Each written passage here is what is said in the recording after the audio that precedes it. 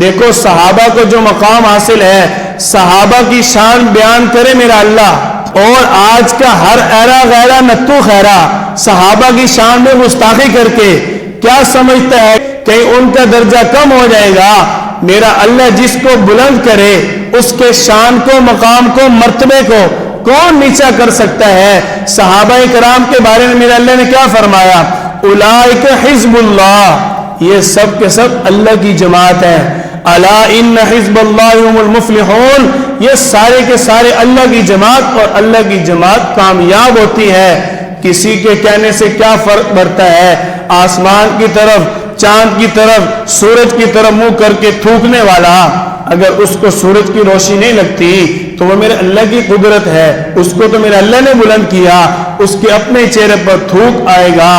اللہ نے صحابہ کرام کو جو میں سمجھتا ہوں سب سے بڑا مقام عطا فرمایا کہ آپ صلی اللہ علیہ وسلم کے لیے اللہ نے صحابہ کو چن لیا۔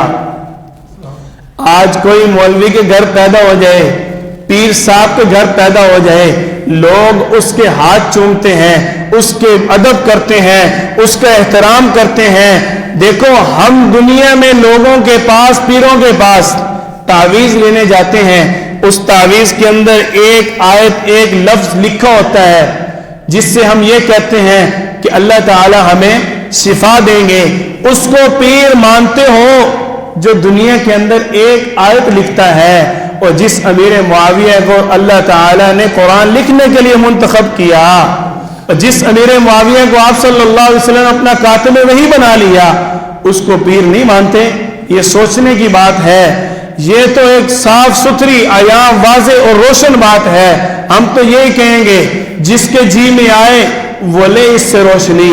ہم نے تو دل جلا کر سر عام رکھ دیا،